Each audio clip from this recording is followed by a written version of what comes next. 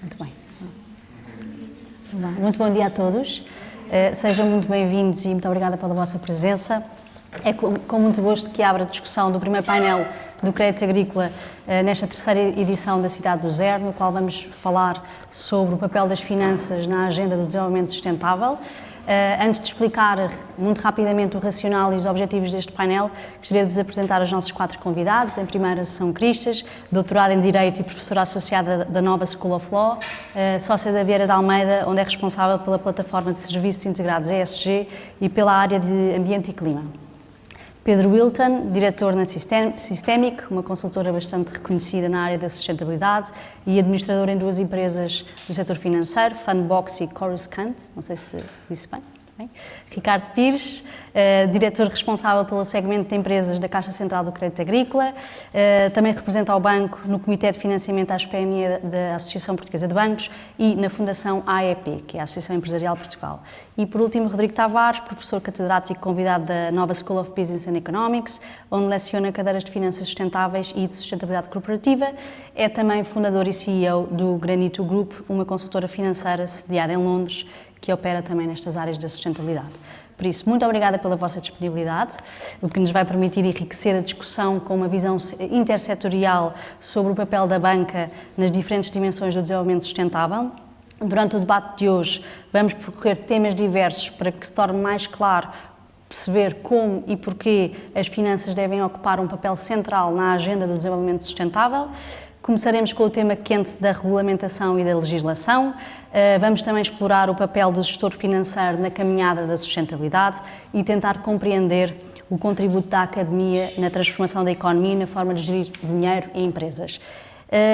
E por último iremos debater o papel específico da banca no seio do tecido empresarial no mundo da sustentabilidade e porque sabemos que é muito urgente e importante passar da teoria à ação, temos connosco o Ricardo para nos dar os exemplos concretos do crédito agrícola e demonstrar como é que a banca pode e deve acelerar a transição para uma economia e uma sociedade mais sustentáveis. Por isso, vamos começar já com a Assunção, para um deep dive na regulamentação na área da sustentabilidade. A Assunção depois terá que nos deixar, por isso fazemos logo as 2 rondas seguidas sobre este tema, para nos dar aqui um enquadramento. Por isso, Assunção, quem lida regularmente com o mundo corporate, sente algum cansaço sobre o tsunami regulatório e legislativo que empresas financeiras e não financeiras estão sujeitas. Por isso, com base nesta percepção, eu gostaria de fazer 2 perguntas. Em primeiro, se acreditas que a regulamentação na área da sustentabilidade ainda é um acelerador ou se já se tornou contraproducente e, de seguida, quais é que têm sido as maiores dificuldades das empresas portuguesas e quais é que são as boas práticas, soluções para garantir que as empresas conseguem efetivamente cumprir as principais peças legislativas? Obrigada, Filipa. Está ligado? Acho que sim. Também a sala até dispensaria microfone. Obrigada pelo convite e cumprimentar aqui sim os meus colegas de painel. É um gosto estar aqui convosco. Normalmente eu falo ou para estudantes de Direito ou para empresas. E falar aqui sim com um público mais diversificado, eu acho que é um grande desafio para não vos maçar. Mas sem fugir à pergunta da Filipa, nós estamos numa altura em que, de facto, há muita legislação nova. Isto começou, se quiserem, esta onda, este tsunami regulatório, legislativo, começou em 2015, enfim, tem muitas coisas antes, mas eu acho que há um marco muito importante que é 2015, onde temos o Acordo de Paris e temos a Agenda 2030 das Nações Unidas com os Objetivos de Desenvolvimento Sustentável. A partir daí, a União Europeia, a Comissão Europeia, entendeu levar muito a sério esta agenda do ponto de vista do desenvolvimento de políticas públicas e do ponto de vista de produção legislativa. E nós temos, enfim, eu vou-vos poupar aos detalhes, mas temos uma série de peças legais muito relevantes que começam de uma maneira que eu costumo dizer que é uma maneira mais suave, mais subtil, que é obrigar as empresas a informar. A lógica é, digam-nos o que fazem, digam-nos como fazem. Empresas financeiras e não financeiras. Porque um dos objetivos claros do Acordo de Paris, aliás está logo no artigo 2º, é levar o dinheiro para onde ele possa fazer a transformação, para onde ele possa gerar mais impacto. E levar o dinheiro para onde ele possa gerar mais impacto significa que temos que perceber o que é que cada um está a fazer, como é que cada um está a desenvolver a sua atividade, como é que cada um está a produzir o seu produto, está a prestar os seus serviços, de que maneira é que olha para o impacto da sua atividade, que impactos negativos é que pode ter em aspectos muito relevantes relacionados com a parte ambiental, mas também com a parte social, a parte dos direitos humanos, a parte laboral e também com toda uma forma de estabelecer práticas que têm a ver com as questões da governação e por isso normalmente este enquadramento regulatório é designado por ESG, de Environmental, Social e Governance. E começámos por essa, aliás, começámos pela parte das finanças, o pacote das finanças sustentáveis é o primeiro. A taxonomia europeia, eu não sei se está aqui alguém da área das ciências naturais, nós costumamos ouvir taxonomia para a parte das ciências naturais, mas temos uma taxonomia europeia que basicamente dá nomes às atividades, ou qualifica as atividades à luz da sustentabilidade e diz o que é que significa construir de forma sustentável. Por exemplo, o que é que significa produzir energia de forma sustentável? O que é que significa ter transporte ferroviário de forma sustentável? E isso é muito exigente porque explicar o que é o fazer bem e o fazer menos bem, bem, leia-se, podendo usar o designativo de sustentável, implica uma série de exercícios e de análises que significa para que objetivo é que eu estou a contribuir, como é que eu não estou a prejudicar os outros e como é que eu acomodo todas as obrigações em matéria de direitos humanos, em matéria laboral, etc, etc. Isto para vos dizer, começou por aí e isto já é um desafio grande, só que a Comissão Europeia pensou, e eu acho que bem, que não pode obrigar todas as empresas a fazer tudo da mesma maneira e isto por ser muito exigente e tecnicamente muito exigente e precisa de muito apoio técnico, seja de engenheiros, seja de juristas, seja de economistas a identificar os riscos, etc. Então pôs a obrigação de impender sobre as grandes empresas e o setor bancário e financeiro. E, portanto, esses, se quiserem, são assim, os dois polos de mobilização de toda esta agenda de transformação. Diretamente são eles, mas a verdade é que há aqui assim, uma coisa muito tricky. A legislação diz, ok, as grandes empresas têm que relatar toda esta informação, e este é o ponto onde nós ainda estamos, relatar toda a informação, à luz dos riscos, das oportunidades, dos desafios, dos impactos, da maneira como a minha atividade impacta estas dimensões e como eu sou impactada por elas, por exemplo, o clima, como é que o risco climático, as alterações climáticas vão transformar a minha atividade. Imaginem que eu tenho uma unidade hoteleira numa zona em risco de tsunami e as alterações climáticas podem e estão a fazer a subida do nível do mar e isso pode vir a afetar a minha própria atividade.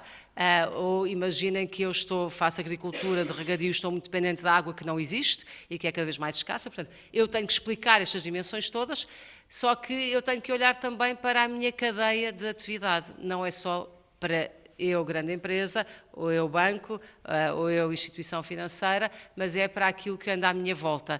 E quando eu tenho que olhar para aquilo que está à minha volta, de repente as PMEs começam a ser bombardeadas com pedidos de informação para os quais não estão preparados. O básico é pegada carbónica, diga-nos lá qual é que é a sua pegada carbónica, porquê? Porque as grandes empresas têm que relatar a sua pegada carbónica do chamado âmbito 1, 2 e 3.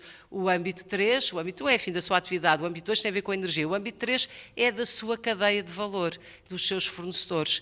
E então há um certo, eu acho que há, por um lado, ainda algum desconhecimento, porque, na verdade, só as grandes empresas do setor bancário e financeiro é que estão, para já, diretamente envolvidas, só que agora a legislação já tem mais patamares. Portanto, começámos por aqui, mas há uma diretiva sobre o relato de sustentabilidade que já obriga a um leque maior de empresas. E depois vêm outras diretivas que complementam de um lado e do outro. E, portanto, eu acho que, primeiro, o grande desafio é perceber que a legislação tem um âmbito direto de aplicação, mas tem um âmbito indireto enorme e, portanto, é mesmo para levar a sério e as empresas têm mesmo que olhar para a sua atividade e procurar levar a sério aquilo que estão a fazer e responder. Às vezes perguntam-nos, mas eu estou obrigada a responder aos pedidos que vêm. na verdade não há uma obrigação legal estrita e não há uma sanção se eu não responder, mas a verdade é que a cadeia onde eu estou, a grande empresa para quem eu forneço, por exemplo, determinado produto ou a quem presto determinado serviço, se não tiver uma resposta do meu lado, vai ter o seu exercício incompleto. Ela sim vai estar a incumprir. No princípio dá umas explicações, isso é aceitável, porque há aqui uma lógica também muito incremental, mas há uma dada altura que vai ter problemas e, portanto, o que é que vai fazer? Vai escolher outro parceiro de negócio e, portanto, vai-me pôr fora de jogo. Eu não estou lá, não estou a cumprir, não consigo dizer qual é a minha pegada carbónica, não consigo dizer se tenho trabalhadores com contrato de trabalho ou não tenho, quanto é que pago, se tenho paridade, etc, etc. Então, não me interessa, interessa-me arranjar um outro que esteja disponível para responder a estas coisas e, portanto, para fazer parte de um ecossistema que está mobilizado por esta agenda transformadora. Filipe, eu já não sei qual é que era a pergunta, mas a pergunta era dificuldades e boas práticas. Dificuldades e depois barra soluções. Dificuldades é que isto é muito exigente e muito técnico e, portanto, muitas vezes as empresas não têm internamente os recursos necessários para poder responder e têm que se organizar através das associações empresariais, através da sua cadeia de valor, através das grandes empresas que podem ajudar. Aqui o setor bancário e financeiro e as grandes empresas também têm um papel pedagógico e as boas práticas é não assobiar para o lado, é não pensar isto não é comigo. É pensar, isto está a chegar, se calhar eu tenho imensa vantagem em abraçar esta agenda, porque imagino que eu me posiciono de uma maneira que é coincidente com estas preocupações, então eu quero beneficiar de podermos chamar os bois pelos nomes e que a atividade que eu desenvolvo, que é sustentável, não seja confundida com a do meu concorrente que está a fazer a mesma coisa, mas que não está a fazer de forma sustentável. Portanto, eu tenho vantagens em tornar isto muito claro, muito transparente e muito acessível ao público em geral e, portanto, olhar para esta matéria como também uma boa oportunidade para me diferenciar e para me tornar mais competitivo, olhando para aquilo que é a tendência do mercado. E eu, se calhar, paro aqui, porque senão vou continuar a falar imenso e, Filipe, se calhar tens mais perguntas. Não, para ti tinha só mais uma pergunta, que é, já temos aqui um excelente roadmap e uma visão muito profunda da área da regulamentação na Europa e em Portugal em sustentabilidade. Se conseguirias deixar uma mensagem de quais é que são os principais red lights, os principais alertas, ou em termos de peças legislativas, que é mais maçudo, ou em termos de temas, ESG, para os próximos anos, que acho que é mais rica a parte dos temas. O que é que nós não podemos mesmo deixar escapar? Eu acho que há aqui um tema muito importante e que tem a ver, eu falei de dois pivôs grandes importantes na transformação, que são os destinatarários diretos da lei, que são as grandes empresas e o setor bancário e financeiro. Mas há um terceiro elemento, que não é um grande pivô, mas é uma enorme massa, e essa é que é a massa transformadora, que são as pessoas em geral, os consumidores em geral. Os consumidores em geral, no fundo, são os destinatários desta informação, que vai ser cada vez mais fácil de obter, mais fácil de comparar, mais fácil de compreender, até porque isto depois mobiliza uma série de serviços que vão aparecendo e também ideias de negócios que vão aparecendo para tornar isto tudo mais claro, e são as escolhas dos consumidores que vão determinar, na verdade, o sucesso ou o insucesso desta agenda. Se para os consumidores isto for indiferente, as empresas vão baixar a guarda, vão dizer que estão cansadas, que isto é exigente, é difícil e não veem vantagens, porque o mercado não paga. O mercado não diferencia o que é uma peça de roupa produzida com todos os cuidados de sustentabilidade e o que é uma peça de roupa produzida sem nenhum track record, sem nenhuma preocupação de uso de água, de mão de obra, etc, etc, etc. Portanto, na verdade, quando eu digo que os consumidores são a grande força de transformação e são eles que influenciam a legislação, isto depois traduz-se de muitas maneiras diferentes. Uma delas é, nós temos uma série de legislação, que, aliás, toda esta legislação vai nesse sentido, mas depois há umas peças legislativas em concreto que estão destinadas a combater o chamado greenwashing. O greenwashing e o social washing. Isto significa que, como red line, Filipe, que perguntavas, as empresas têm que ter muito presente que não podem, não devem, é muito arriscado não ser completamente claro em relação ao que fazem. Ou seja, dourar a pílula, fingir que fazem de uma certa maneira e, na verdade, fazem de outra, é muito arriscado. Isto gera, é uma prática, são práticas que são consideradas proibidas, são práticas desleais, estão proibidas pela legislação e depois levam a não só coimas, como também a ações de responsabilidade. todos os consumidores têm um poder, seja isoladamente, seja agregadamente, através das associações de consumidores, etc., de pôr ações judiciais. Isto é uma moda que está bastante espalhada no mundo. Em Portugal ainda não há muito, mas está a começar. Ou mais ligadas para os temas do clima, ou mais ligadas para os temas sociais, mas está a começar. Toda esta legislação que eu vos referia, que obriga a prestar informação muito detalhada, é a matéria-prima para os consumidores depois verificarem se estão a ser enganados ou não, se estão a comprar e a adquirir os serviços que estão a ser comunicados exatamente da maneira como eles aparecem, ou se porventura alguém está a dizer que a camisola é sustentável e na verdade não é nada sustentável, vem do outro lado do mundo, tem mão de obra infantil, tem um uso de energia e de água descontrolado, etc, etc. Isto, obviamente, vocês perguntar-me-ão como é que isto na prática vai funcionar. Já está a funcionar porque há sempre pivôs mais despachados e competitivos que voluntariamente, e porque estão a fazer as coisas bem e porque se querem diferenciar, fazem essa comunicação, mas a prazo nós vamos ter labels, etiquetas com QR codes em todas as coisas, permitir-nos fazer o rastreamento daquilo que nós estamos a adquirir, sejam eles produtos alimentares, seja roupa, enfim, seja serviços, o que for. É muito exigente, mas eu acho que assim, uma headline para as empresas é não mintam, não caiam na tentação de fingir que estão a fazer as coisas bem feitas quando não estão, sejam rigorosos e, portanto, não faço uma coisa maravilhosa, não tenho condições de fazer. Está bem, mas não cumpre os básicos da legislação, mas não consigo fazer melhor. Mas então não finja que faz melhor. Não vale a pena querer fazer, enganar de alguma maneira as pessoas, que as pessoas, felizmente, também têm cada vez mais literacia, já não se deixam enganar, e a legislação é bastante exigente e bastante sofisticada e sempre a crescer. Começámos na parte da comunicação, para quê? Para fazer aquilo que a diretiva fala do empowering consumers, para empoderar, ou para dar poder aos consumidores, para eles serem um agente muito transformador de toda esta agenda de sustentabilidade. E, portanto, são os consumidores, no final, que vão fazer a diferença. É a maneira como se comportarem, como, de facto, optarem e fizerem escolhas. E eles só podem fazer escolhas se forem informados. E, portanto, é bom informar bem. Esse é um ponto muito, muito, muito relevante.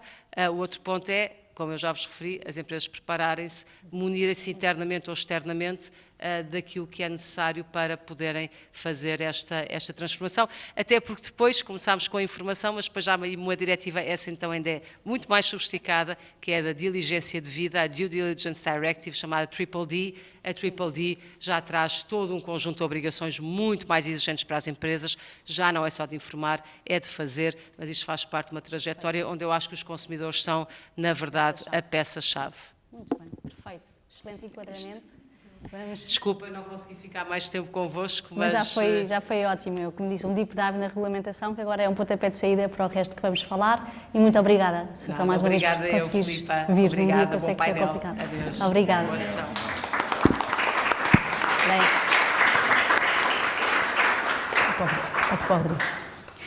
Vamos agora transportar-nos para o mundo académico e gostaria de falar aqui um bocadinho com o Rodrigo e de explorar a ponte entre a sua veia académica de professor, investigador e de especialista na área das finanças sustentáveis para perguntar quais é que são as principais diferenças entre aquele que é o gestor financeiro do presente e aquele que deve existir no futuro, ou seja, que mudanças é que devem ocorrer para que consigamos efetivamente gerir dinheiro e empresas de forma sustentável e responsável.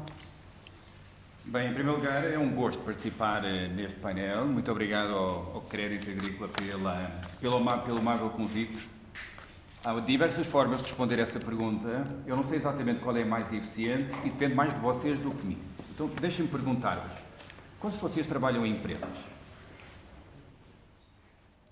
Cerca de metade. Quantos de vocês que não trabalham em empresas gostariam, em breve, de trabalhar numa empresa? Ninguém. E quantos de vocês que já trabalham em empresas gostariam de continuar a trabalhar na empresa se a empresa não fosse sustentável e tivesse más práticas de sustentabilidade corporativa? Ninguém. Então, eu diria o seguinte, mediante essas respostas eu responderia da seguinte forma. Todos os anos são publicados entre 2 a 4 mil estudos ou livros sobre o que é um bom gestor corporativo. Então não há nada que eu possa dizer neste momento que não tenha sido já escrito em algum momento por alguém, em algum livro, em algum país. Mas há algumas informações que eu acho que eventualmente podem ser importantes reter. E mediante a faixa etária desta audiência, e mediante as vossas respostas, eu dividiria a minha resposta em duas fases.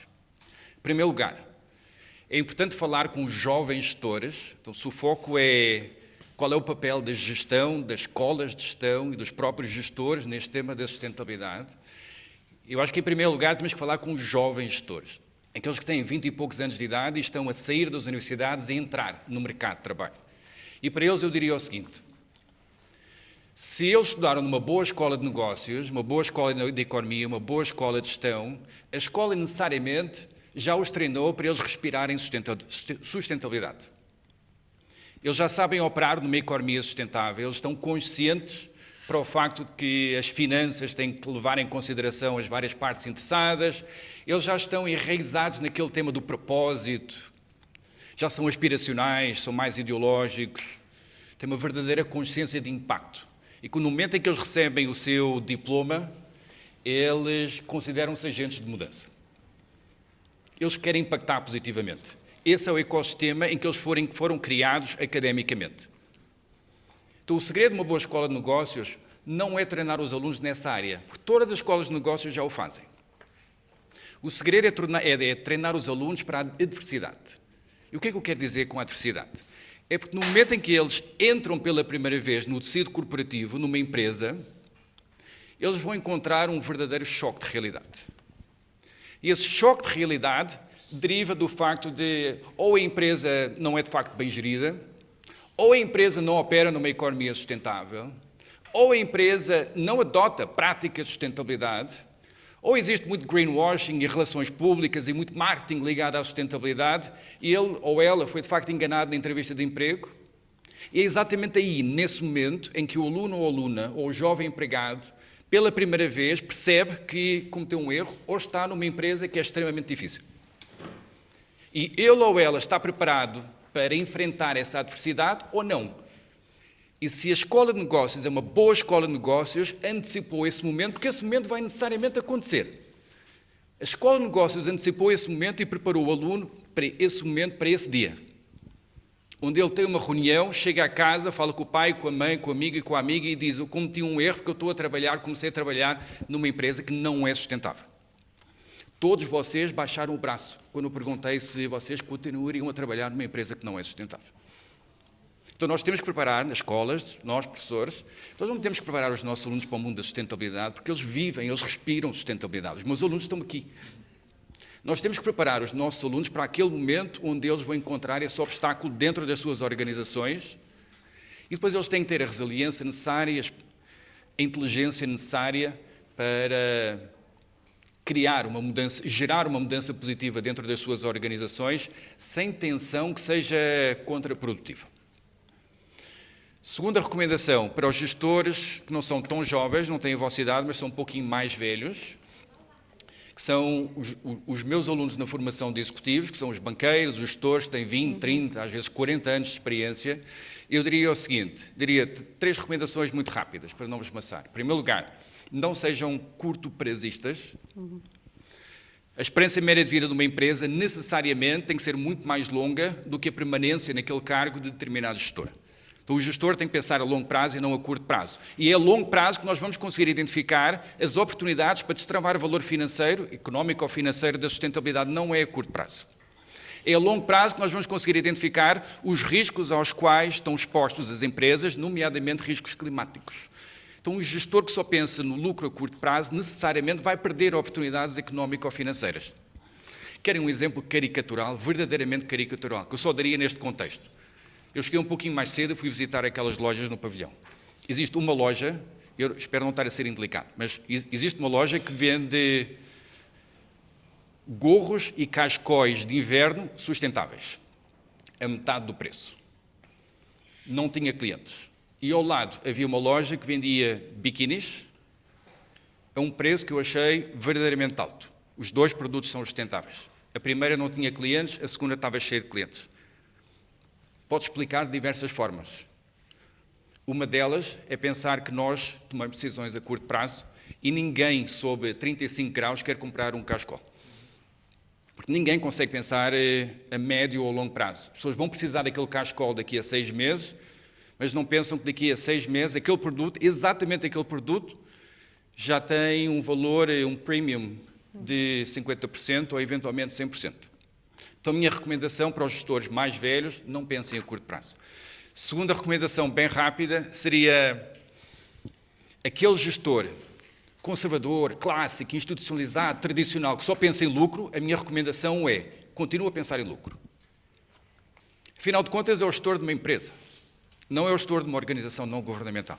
Mas ao pensar em lucro, e ao pensar em retorno sobre investimento, ao pensar em valor presente líquido, ao pensar em todos esses acrónimos ligados à lucratividade e à rentabilidade, ao adotar essa tese, essa filosofia corporativa, incorpore também princípios, práticas e métricas de sustentabilidade.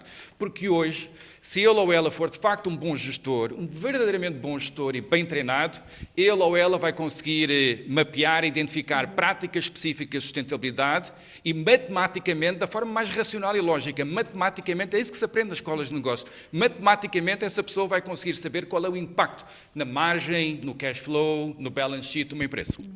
Então, se um gestor não consegue fazer isso, incorporar práticas métricas, matemáticas, sustentabilidade no seu dia-a-dia e a longo prazo, não é necessariamente um bom gestor. E, finalmente, invistam, sem qualquer tipo de vergonha, na sua formação. Aqui em Portugal acontece muitas vezes que a formação de executivos está cheia de executivos portugueses e estrangeiros que têm 10 anos de experiência, mas não têm assim tantos gestores a fazer formação que têm 30 anos de experiência. Há um certo condicionamento, há uma certa vergonha em fazer formação, voltar à universidade quando se tem 60 e 70 anos de idade para ser ainda melhor gestor. A minha recomendação é um bom gestor é aquele que está constantemente a formar-se. E a formar-se também em áreas de sustentabilidade, porque a sustentabilidade não é um cargo, não é uma função, não é um departamento, nem é um relatório. A sustentabilidade tem que ser transversal e ela tem que estar verdadeiramente diluída por todas as operações e por todos os cargos, todos os funcionários dentro de uma empresa. Perfeito, é verdade.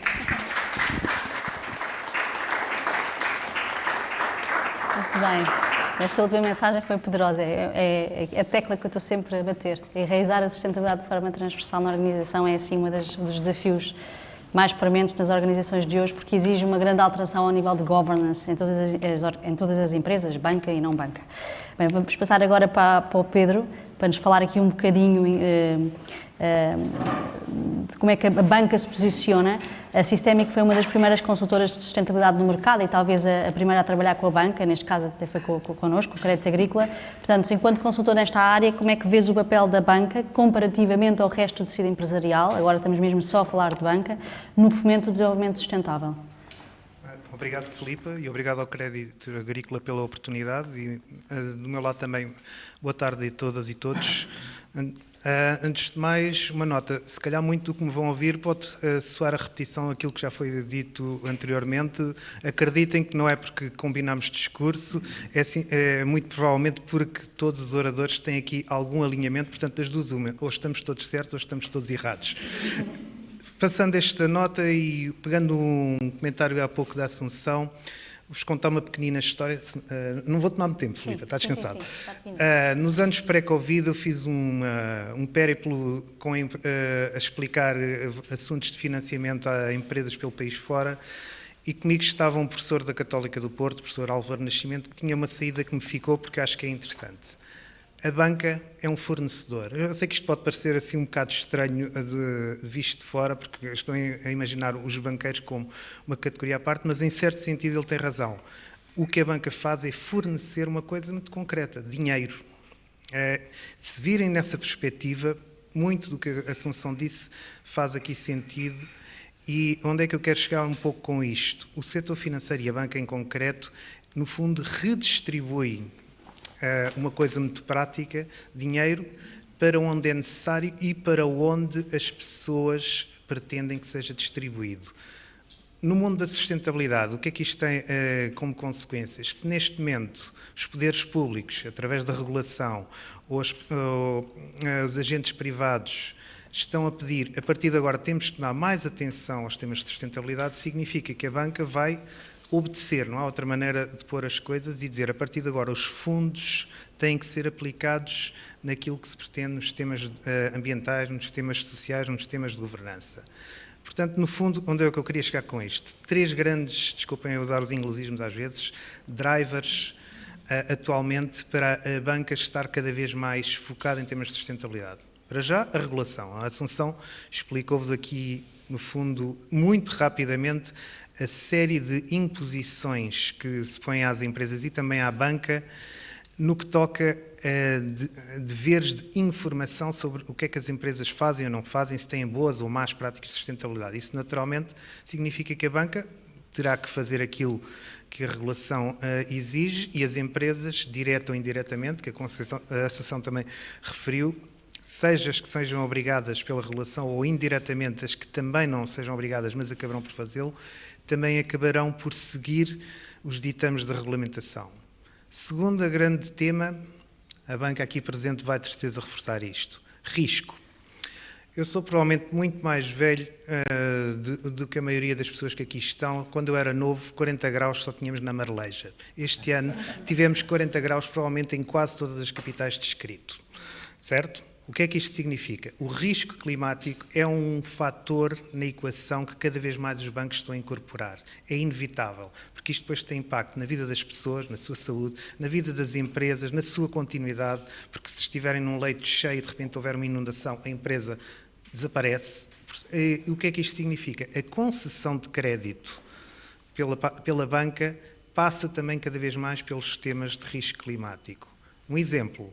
Um estudo do ano passado do BCE referia, não tenho bem presente os números, mas é esta ordem de grandezas, que as empresas que estejam nos setores de maiores emissões, passo o pleonasmo, maiores poluentes, se quiserem, pagam neste momento já um juro 0,2% ou 0,3% superiores às empresas com menos emissões. Mais importante que isso, as empresas que não apresentam metas de vou melhorar, vou reduzir a minha pegada de carbono, o que for, pagam ainda mais. Portanto, há desde já aqui uma discriminação positiva ou negativa, cenoura ou cacete, não importa, por parte da banca relativamente às empresas. Se quiserem, é uma boa aproximação, no fundo, para o custo da sustentabilidade e que quer pessoas, quer empresas têm que considerar.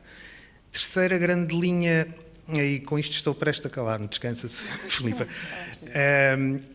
é, por força também do setor privado, o aparecimento, ou cada vez o maior reforço dentro da banca, precisamente daquilo que se chama a banca responsável. Já existem vários bancos verdes, passa a expressão à falta de... O crédito agrícola. O crédito agrícola. Basta olhar para o logotipo, para as cores. De certeza que a seguir vão dar muitos exemplos e muita oferta de produtos sustentáveis e com os quais eu concordo e que são um exemplo muito concreto realmente do que é que a banca já está a fazer neste aspecto, pela discriminação positiva. É sempre importante mencionar isso. Mas, no fundo, isto são exemplos de que o próprio setor privado já está precisamente a forçar isto pela positiva, porque a banca já sente que não basta cumprir os ditames da regulamentação, mas tem que também fazer o seu papel e ir mais longe. E, portanto, respondendo ali à pergunta, se podem as finanças salvar a agenda de desenvolvimento sustentável, sinceramente não sei. Mas sem finanças e sem banca, garanto, não é possível. É condição necessária, mas não suficiente. Muito bem. Obrigada, Pedro.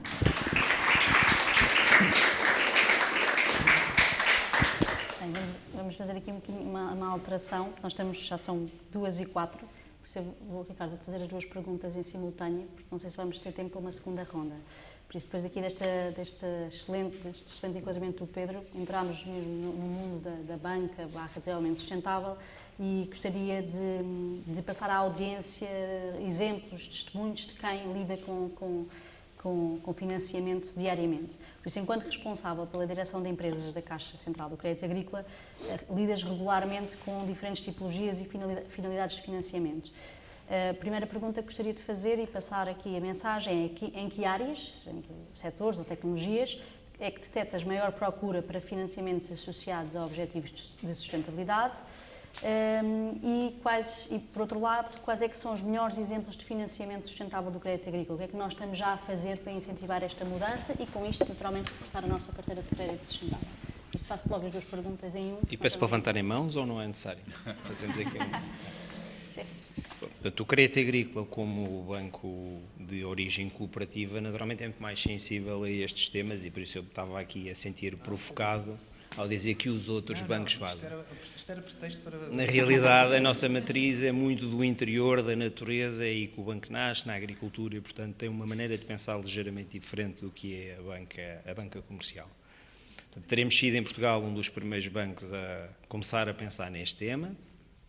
A Filipe é a nossa responsável e timoneira por estas matérias, e depois cada uma das áreas do banco tem vindo a integrar, como comentámos, e o importante é que a sustentabilidade faça parte do pensamento de toda a gente na organização.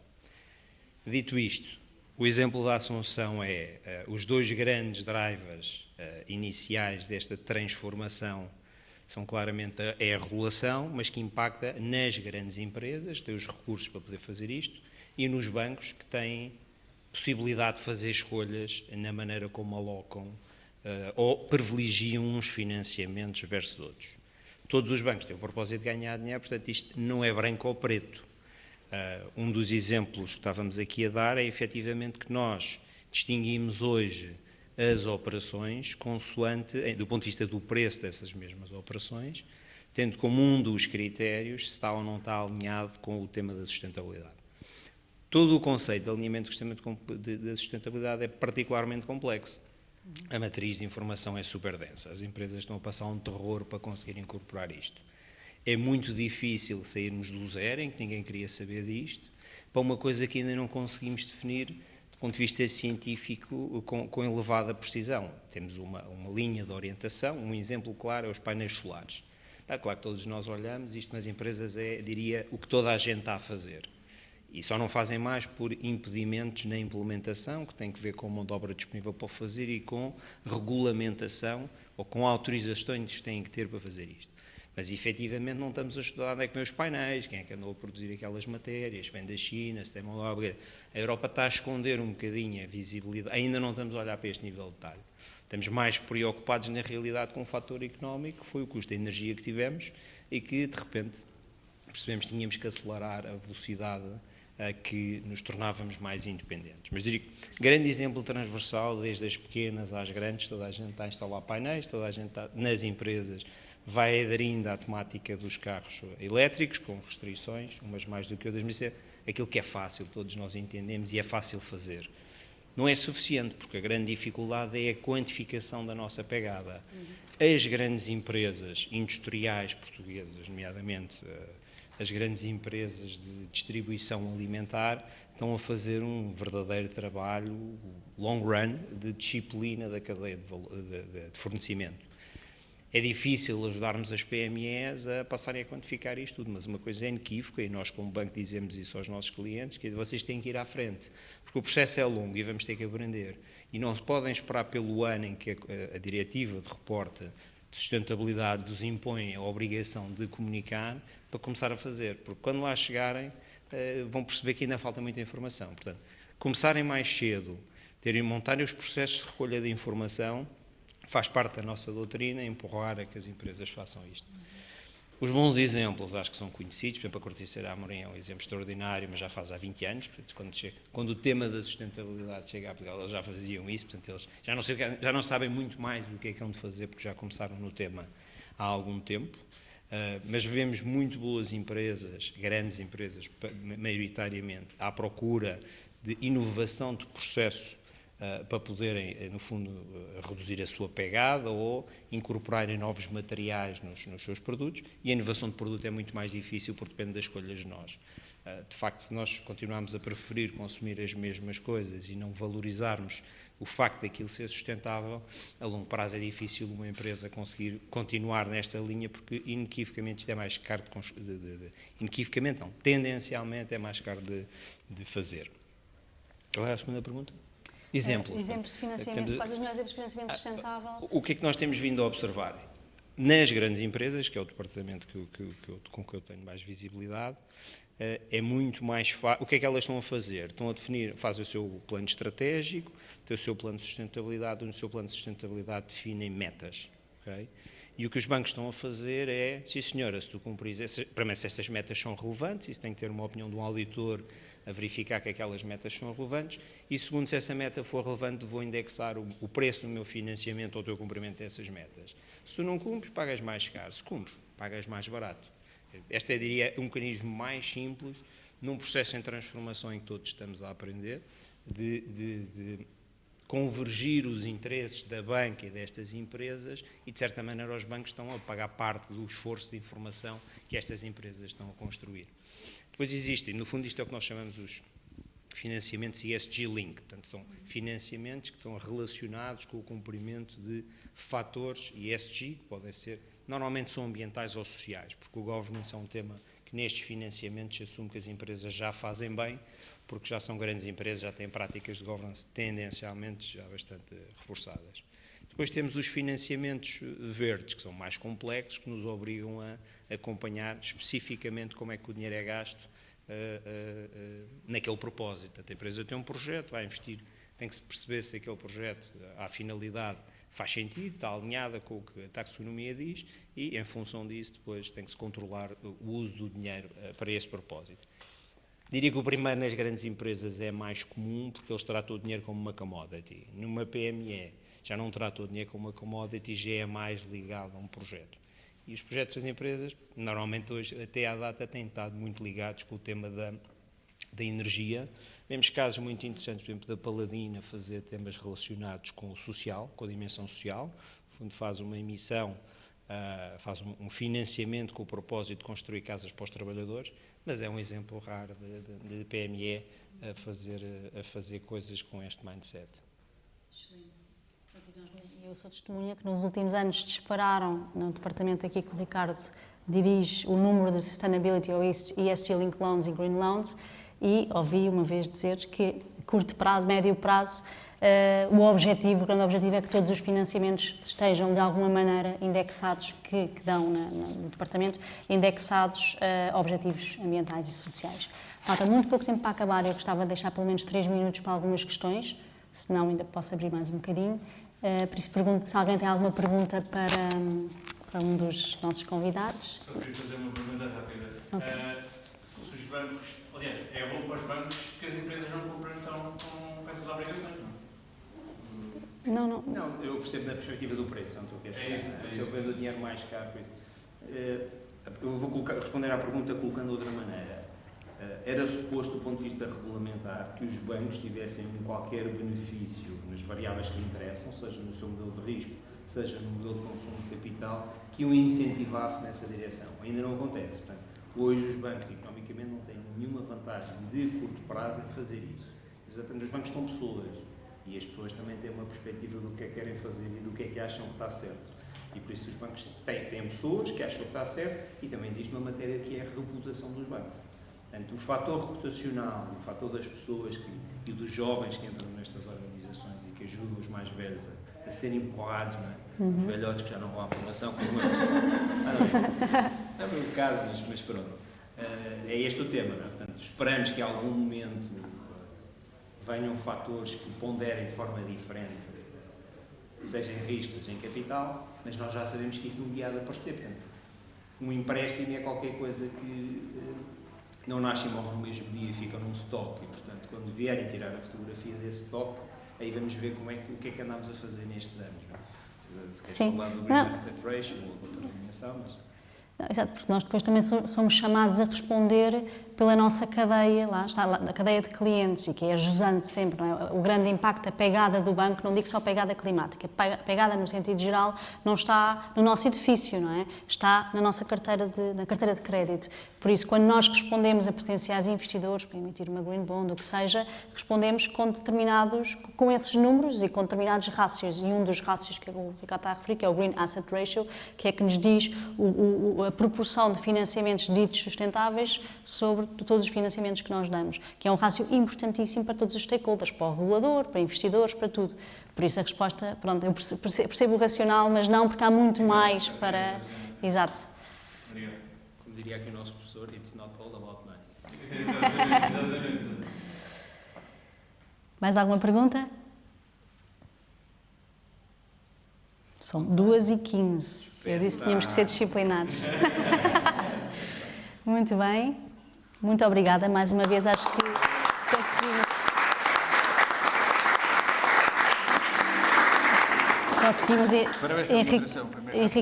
conseguimos enriquecer aqui o conhecimento para poder responder melhor a esta pergunta. É uma pergunta muito difícil de responder, mas acho que conseguiram contribuir muito bem e por isso muito obrigada.